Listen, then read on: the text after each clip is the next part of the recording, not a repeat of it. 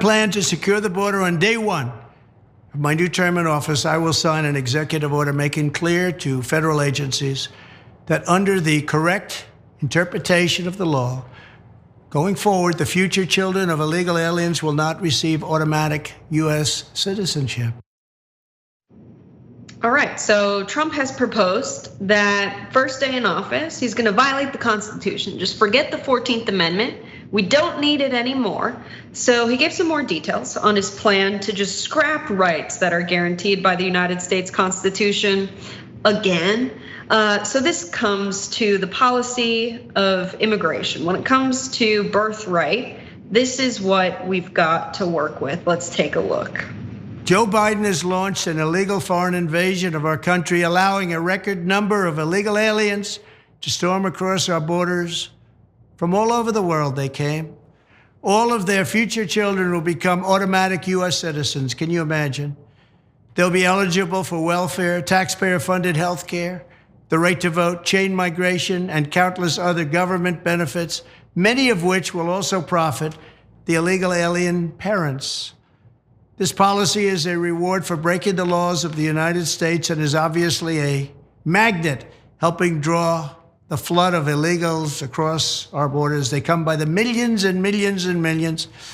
They come from mental institutions. They come from jails, prisoners, some of the toughest, meanest people you'll ever see. The United States is among the only countries in the world that says that even if neither parent is a citizen nor even lawfully in the country, their future children are automatic citizens the moment the parents trespass onto our soil. As has been laid out by many scholars, this current policy is based on a historical myth.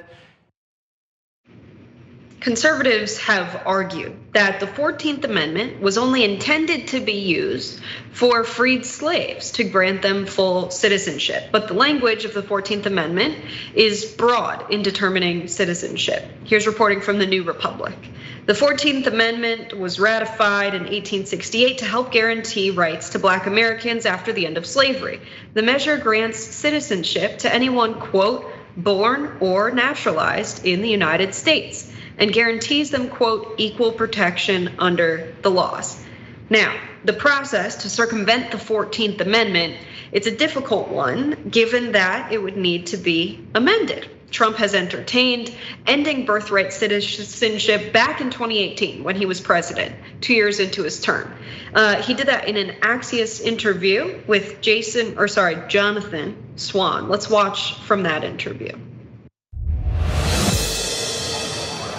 On immigration, some legal scholars believe you can get rid of birthright citizenship without changing the Constitution. With an executive order. Exactly. Right. Have you thought about that? Yes. Tell me more. It was always told to me that you needed a constitutional amendment. Right. Guess 14th what? Amendment. You don't. You don't.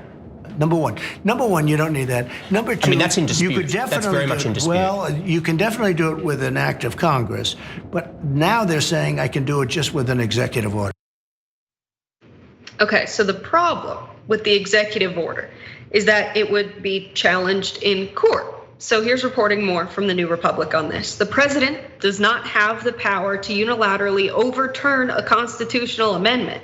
Legal experts warned him of this at the time. While some conservative scholars argue that the 14th Amendment only refers to children born in the United States to lawful permanent residents, the general consensus is that you can't just stop applying that part of the law. Meanwhile, the actual process to amend the Constitution is lengthy and complicated. One of the many steps requires a 2/3 vote from both the House and the Senate, an unlikely event given how divided Congress has become. So Trump's proposal is just another empty promise. That interview is one of the most informal interviews with the president that I have ever seen. But Donald Trump doesn't seem to care much about how things go in the court of law in the United States, given the judges that he's appointed. He's not too concerned about what happens in the courts because he's pretty confident, I'm sure, that if things escalate to the Supreme Court of the United States, things will go his way. I'm almost positive that's why he's so confident in saying that day one, he's gonna get rid of birthright. Jordan, I wanna bring you in here. What do you make of Trump's take on this? He's trying to replicate his 2016 campaign. Do you remember how that started? That was singling out immigrants, using similar words. The vernacular here isn't too dissimilar from his opening launch speech at Trump Tower in 2015. He talked about immigrants being rapists and criminals, and we know that's not true. That type of crime is prevalent to varying extents in every demographic group. But he was trying to single out immigrants because he knew that would be a wedge issue, and he knew singling out a marginalized group would help fuel this type of spiteful politics that Republicans really love to celebrate. They want to humiliate, trigger, own their enemy, their political enemy. And in his campaign, a centerpiece of that was immigrants. And now he's got DeSantis kind of nipping at his heels, but almost doing the same thing on the culture war front that Trump did. So he needs to differentiate himself, and he's trying to just revert back to 2016 because he hopes that's going to be a successful strategy. But that jingoism in his language and in the conservative base is really alarming because they're talking about people who just want to come here in search of a better life in dehumanizing terms. Notice the entire time he talked about these people, he didn't use that word at all. It was migrants, it was criminals, it was anything to make the conservative listener see them as subhuman, and that's extremely dangerous. I think the analogy that they always make about migrants coming into the United States and taking our welfare, social safety net, depending on our public programs. They never talk about the fact that many migrants, if working in the United States, actually pay taxes. That is true. If you talk to conservatives about that, they're like, what? They don't pay taxes. Yes, they do.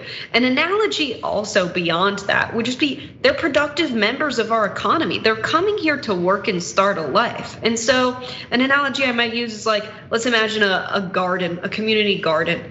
If someone showed up at the end of the season and just started picking fruits and vegetables and eating them, you'd be like, what the heck? Like those aren't yours. You didn't help us grow them. But if someone comes every day and waters the plants and tills the soil, you'd be like, yeah, of course, he should have some of the tomatoes we all made. Like, that's the analogy we have with migration. These folks are productive members of our economy. They come here, they do work, they should receive the full benefits of being a working member of our society. But because they don't want to address the real root problems that cause scarcity and lead people to be susceptible to this kind of fear mongering, they have to make somebody else the enemy. And time over, they've decided, because it has real racist roots, that it's just going to be migrants. It's going to be people who look different from you, and you should be very afraid of the world changing and be afraid of scarcity caused by these folks.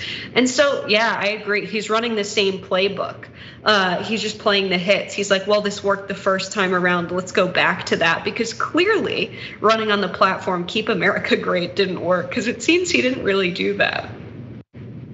No, not at all. Also, on the gardening analogy, the person who's coming along and picking the produce at the end of the season is just the capitalist class. That's the people who benefit from all of the work everyone else put in. So sort of complete that thought. But on the politically powerless front, it's immigrants, it's members of the LGBTQIA plus community. We're just about to go into Pride Month, and you're going to see new levels of unhinged from the right. They've already been, priming the pump with the Target outrage, now Chick-fil-A because they hired a diversity officer, Milk-Bone because they have a Pride-themed tub of dog treats, Bud Light because they did one sponsored post with a trans person, one single post with a trans person. We're going to see just really vicious and vile attacks specifically toward the trans community for the next month, because this is what the right does. Like you said, they single out politically powerless groups, marginalized people in this country, and attack them because it makes them feel better about themselves.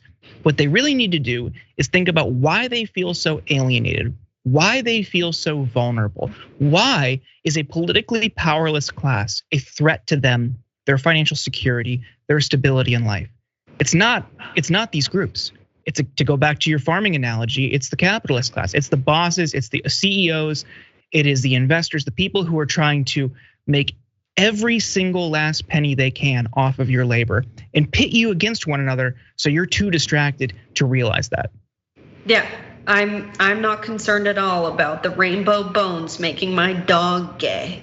When I vote for president of the United States, I'm not thinking, how will they regulate the rainbows in advertisements during the month of June?